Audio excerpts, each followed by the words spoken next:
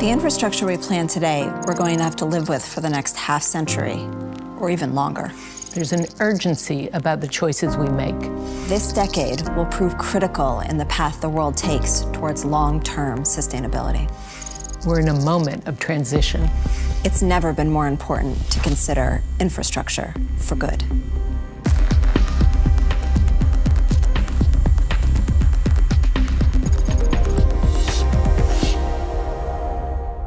Elizabeth, it's fantastic to be here with you. This is the first of 3 films that we'll be doing on infrastructure for good. So I guess we should start with asking, what is infrastructure for good? Well, thank you, Sarah. Infrastructure for good is the infrastructure that creates the foundation for communities' prosperity and well-being while also protecting the planet. What that means is the infrastructure must be economically efficient, financially viable, fiscally sound, while also being inclusive and transparent, and importantly, resilient and environmentally and socially sustainable.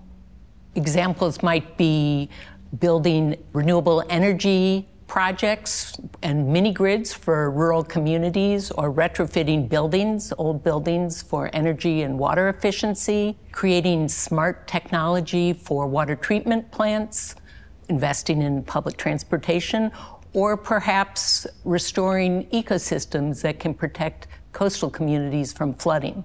These are the types of infrastructure that are infrastructure for good, but it's not just the type of infrastructure, but how they are built and who they benefit.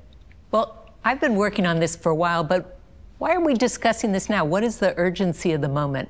We're discussing it now because actually more money is being spent on infrastructure today than ever before, and we expect that to keep increasing. The G20 has actually done research that shows that as much as $79 trillion will be spent on infrastructure by 2040. And if that much money is going to be spent, we want to make sure that the motivations behind it are in line with the Sustainable Development Goals.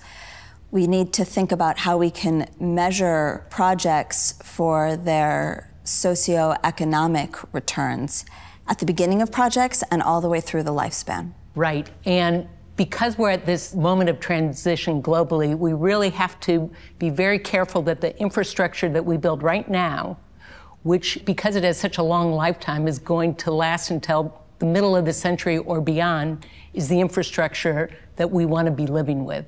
Yeah, and to do that, we also need to be thinking about the policy environment in the countries where this infrastructure is being built, because that is what will create the systems to ensure that it is infrastructure for good. So that's the big picture of infrastructure for good, but I think it'd be helpful to delve into some examples. Yeah, I thought I would talk about future-proofing urban areas against future and current climatic impacts. We're here in New York, so I thought I'd talk about Hurricane Sandy, which devastated this area just a decade ago, and all the planning that has gone on since, once the city realized how unprepared they were for sea level rise, flooding, storm surge, and other climatic events.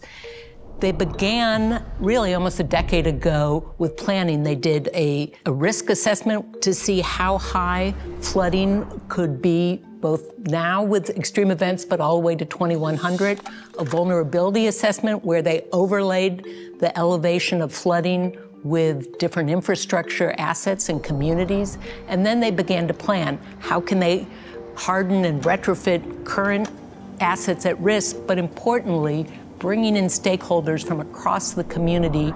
How can they build a resilient and prosperous community that is able to be resilient against future floods, climate impacts, but also can take advantage of all that the city can offer?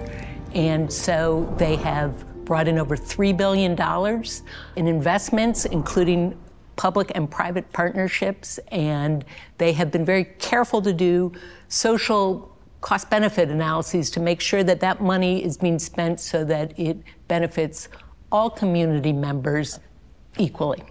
It's a great example. Another great example is the Beltline in Atlanta. This is a system of railway tracks that could have been destroyed and instead has been redeveloped in a really exciting way. The project was built around 4 key principles: First, it was the integration of people with the place, the reduction of regional and local disparities, the inclusion of meaningful community voice and participation and ownership, and the promotion of triple bottom line investments. So in terms of the outcomes of this project, there has been $8.3 billion in new private investment. 58,000 temporary construction jobs were created and 25,000 permanent full-time jobs. 2,800 units of affordable housing were created, and this is all within a system of parks and trails and space for public art. So this project hits on economic benefits, health benefits, the cultural contribution, and the community participation. Well, that's really exciting what's happening right now in Atlanta. With this tsunami of infrastructure spending happening, how do we make sure that projects like this are made a reality in the U.S. and across the globe? That's exactly what we'll be looking at in this new initiative, Infrastructure for Good. This is a project that will be examining the policy drivers that help create the environment for investment in this type of infrastructure. And I think our conversation today has been a great foundation for us to tackle this really important issue.